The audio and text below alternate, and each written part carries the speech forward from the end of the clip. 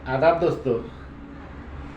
मेरे एक दोस्त हैं रजत आर्या, जो 2014 में मेरे टाइपिंग में बहुत सहयोग करते थे। तब मुझे टाइप नहीं आती थी और किसी से टाइप करवाना पड़ता था तो बेचारे आके कर दिया करते थे। तो उनके ज़माने में मैंने जो सूचनाएं मांगी थी, बड़ी बड़ी सूचनाएं मांगी थी और सरकार को झुकना पड़ा था। तो जिससे कई योजनाएं उत्तर प्रदेश सरकार की बंद हुई थी। एक प्रधानमंत्री महोदय का मैटर था, उन्होंने जिस दिन शपथ ली थी 26 मई 2014 को, उसी दिन की शपथ ग्रहण की मैंने सूचना मांगी थी। तो उसमें बहुत बड़े बड़े घोटाले पकड़े गए थे। तो वो कमेंट करते हैं, फ़ोन भी करते हैं कि शाहिद भाई वो ज़माने की खबरें दीजिए यार, लोग जाने कि क्या क्या किया था। तो मैंने कहा लाओ आज बता देते हैं। तो उसमें से एक लेते हैं कि माननीय नरेंद्र मोदी जी जब लोकसभा चुनाव 2014 का जीते थे तो शपथ ग्रहण समारोह होना था। तो बहुत बड़ा विशाल शपथ ग्रहण समारोह, ऐसा नहीं हुआ था इंडिया में। मतलब 19 देश के राष्ट्राध्यक्ष, प्रधानमंत्री, राष्ट्रपति, जो भी वहाँ सबसे बड़ा होता है उसको बुलाया गया था। और पूरे देश के गणमान्य लोग, जिनको ये लोग बड़ा मानते हैं, जैसे उसमें फिल्म हीरो वीरो भी रहते हैं और इंडस्ट्रियल लोग भी रहते हैं, साधु महात्मा भी रहते हैं, तो उन लोगों को बुलाया गया था। और राष्ट्रपति भवन में बाहर मैदान में हुआ था, राष्ट्रपति भवन में अंदर नहीं हुआ था, क्योंकि बहुत लोग बैठे थे, बड़ी लाइटिंग, म्यूज़िक, सब कुछ था, खाने पीने के इंतज़ाम। तो जैसे मेरी आदत है मुद्दे उठाने की, तो मैंने सोचा कि लाओ इसी पे आरटीआई लगाते हैं और इसकी जांच करते हैं। तो मैं बहुत सी आरटीआई बनवाई और ये रजत ने सब लिखी थी। तो मैंने लाइट के बारे में अलग से सूचना मांगी और साउंड के बारे में अलग, खाने के बारे में अलग, मेहमानों के बारे में अलग, राष्ट्राध्यक्षों के बारे में अलग, उनके रुकने, उनके ऊपर होने वाले खर्च के बारे में अलग, बहुत सी सूचनाएं मांगी। तो सब सूचनाएं आ गई। तो सूचना मिल जाना कोई जुर्म पकड़ लेना नहीं होता है, उसके बाद काम शुरू होता है। अरे भाई, हमने कहा कितने लोग आए थे, उसने लिख के दे दिया 4017 लोग आए थे, इसमें क्या पकड़ोगे।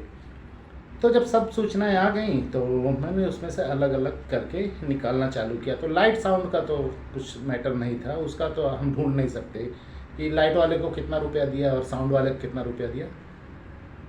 लेकिन खाने का मैंने कहा कि निकाल लो। दो चीज़ का मैंने निकाला था, एक खाने का, एक राष्ट्राध्यक्षों के रुकने का।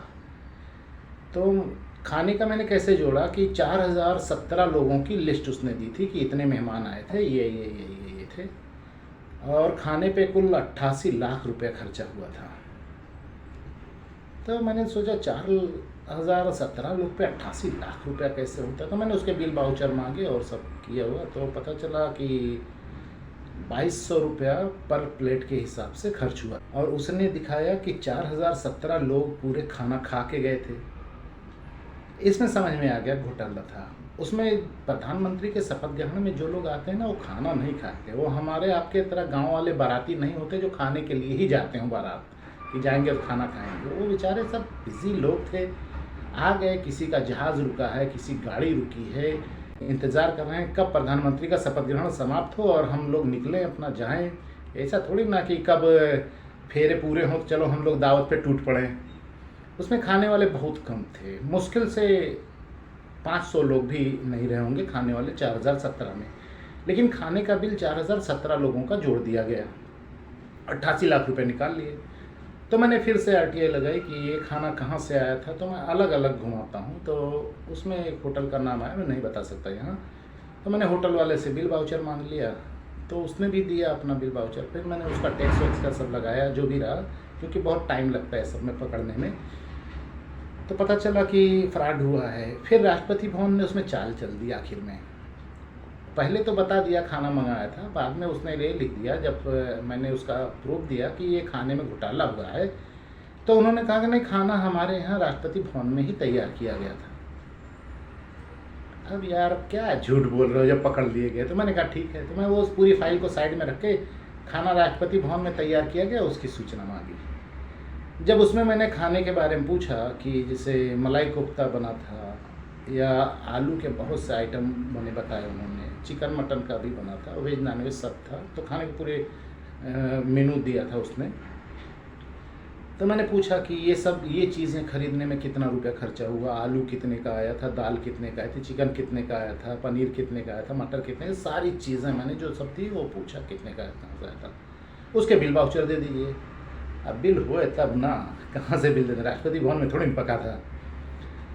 तो उन्होंने फिर बताया कि हमारे यहाँ राष्ट्रपति भवन में कई एकड़ की ज़मीन है, वहाँ सब चीज़ें पैदा होती हैं। तो मैंने उसको भी रख लिया कि ठीक है, मान लिया पैदा होते हैं। तो मैंने कहा कि राष्ट्रपति भवन में चिकन पालने के लिए कितने बाड़े बने हैं, बकरी पालने के लिए कितने बाड़े बने हैं। जब राष्ट्रपति भवन में पैदा होते हैं तो वहाँ कहीं होगा ना, तो वहीं से ला के काटे होंगे। अब फिर नाच चियार दिए, उसमें पोपट ओपट हैं, मतलब तोता वोता पालने के वहाँ नेट लगे हुए हैं, पाले गए चिड़िया है, लेकिन वो काटे नहीं जाते, खाए नहीं जाते। वो झूठ बोला था उसने। इसकी सूचना चलाई तो फिर पकड़ लिया गया। बनाते बनाते बहुत बड़ी पत्रावली बना दी मैंने। उसके बाद राष्ट्रपति प्रणब मुखर्जी हैं, मैंने उनको दे दिया था कि श्रीमान जी, आपके रहते हुए ये सब घोटाला होता है, ये सब छोटी मोटी चीज़ें ये सब मत किया करें। बाद में वहाँ से थोड़ा थैंकिंग लेटर आया मेरे पास, वो है मेरे पास। तो अच्छा लगा कि उन्होंने एक्सेप्ट किया और इस बात को माना। तो ऐसे मैंने पहले शपथ ग्रहण समारोह 26 मई 2014 की जांच करवाई, अपने स्तर से जांच करवाई और उनसे सब उगलवा लिया कि क्या गलत है क्या सही है। बताते हैं, पहले जब भी कहीं शिकायत करोगे ना, एक बार पहले झूठ बोलेंगे तो उसको आप रख लीजिए। अगर आप सच्चाई जानते हैं तो उसको रख लीजिए, उसके बाद सच्चाई उगलवाइए, बार बार घुमा घुमा के दीजिए, सब दे डालते हैं। ये चोरों के पास दिमाग ज़्यादा नहीं होता, वो करंट में जवाब लिखते हैं। आज जो आपने दिया ना उसी को निस्तारण करते हैं, कुछ अगली बार देंगे तो फिर उसका कर देंगे। दोनों को जब मिला दोगे तो पगला जाते हैं, अरे हमने लिखा क्या दोनों।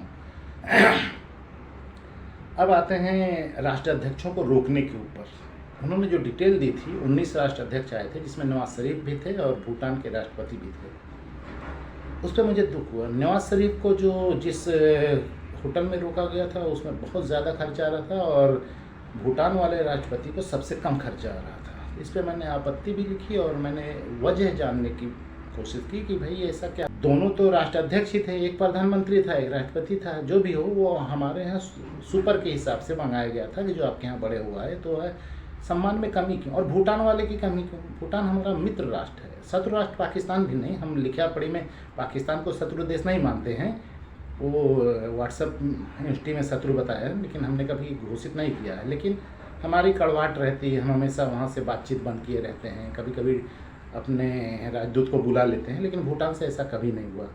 उसके राष्ट्राध्यक्ष के साथ ऐसा सौतेला व्यवहार क्यों किया गया, तो वो उसमें फंस गए। तो बताया कि नवाज शरीफ के साथ बड़ा डेलीगेशन आया था तो बड़ा रूम लिया था। नहीं नहीं, ये झूठ है, बड़ा रूम नहीं। जो स्वीट बुक होता है ना, उसी की बात करता हूँ। बड़ा रूम मतलब क्या, 8 कमरे का ले लिए थे क्या? राष्ट्रपति तो एक ही कमरे में रहेगा जो स्वीट रहेगा, उसके साथ डेलीगेशन जितना भी बड़ा है उनके लिए अलग अलग कमरे उसी होटल में रहेंगे, उसका खर्चा अलग है। राष्ट्रपति के कमरे का मैं पूछता हूँ, नवाज शरीफ के लिए 19 लाख रुपए का खर्चा हुआ कमरे का और इसके लिए सिर्फ 6 लाख रुपया। गलत बात है यार। और आप देखिएगा कि उसके बाद से भूटान की हमारी कंडीशन बदलने लगी। असल में होता क्या है, उनके भी एम्बेसी के लोग यहाँ रहते हैं। हम लोग जो ये बकर बकर दिन भर व्हाट्सएप यूनिवर्सिटी बोलते हैं ना, तो ऐसा नहीं कि उसका असर नहीं पड़ता। उनके एम्बेसडर रहते हैं, वो सुनते हैं, वो अपनी सरकारों को बताते हैं कि हमारे बारे में यहाँ के लोग क्या कहते हैं। अब तो बड़ा बुरा हो गया है, सत्ताधारी पार्टी के राष्ट्रीय प्रवक्ता लोग देश के बारे में गलत बोल देते हैं, उसको तुरंत एक्शन ले लेती है सामने वाली सरकार और हमारा व्यवहार बिगड़ जाता है। तो उसमें भी घोटाला पकड़ा गया था, लेकिन ये सब करने के बाद मैंने इसको दबा दिया कि जाने दो यार, इसमें क्या कर सकते हैं। और दूसरे राष्ट्रपति भवन का था, इसमें ना मोदी जी का तो कुछ मैटर नहीं था, वो तो बेचारे शपथ ले रहे थे, अभी कुछ हुए ही नहीं थे। शपथ लेने से पहले का ये सब ऑर्डर था, खर्चा था। अब जिसने किया हो वो जाने, तो वो डिपार्टमेंट की बात थी, तो मैंने उसको दबा दिया कि जाने दो यार। लेकिन एक हो गया कि जानकारी मुझे मिल गई कि यहाँ कैसे क्या होता है। तो रजत जी भी सब पढ़े थे, उनको पता था उस ज़माने की बात है, तो वही मांग कर रहे थे कि उसके बारे में कुछ बनाइए। तो पुराने मित्र हैं तो मैंने कहा बनाना पड़ेगा, तो बना दिया था। आप लोग भी जान लीजिए कि कोई भी कानून से ऊपर नहीं, सबकी जांच हो सकती है, लेकिन पैसे की वजह से लोगों को कार्रवाई नहीं होती, तो जांच आपको अपनी मेहनत से खुद करनी पड़ेगी। और जब आप जांच करके सारे कागज़ जमा कर लेंगे, उसको जब पेश करेंगे ना, तो बड़ा बड़ा पैसा दे के लोग बचेंगे, लेकिन एक वक्त कहीं ना कहीं आएगा जहाँ पैसा काम नहीं आएगा और टंग जाएंगे। तो उम्मीद करता हूँ वीडियो अच्छा लगा हो और सबको आप लोग भेजिए और जानकारी बढ़ाइए।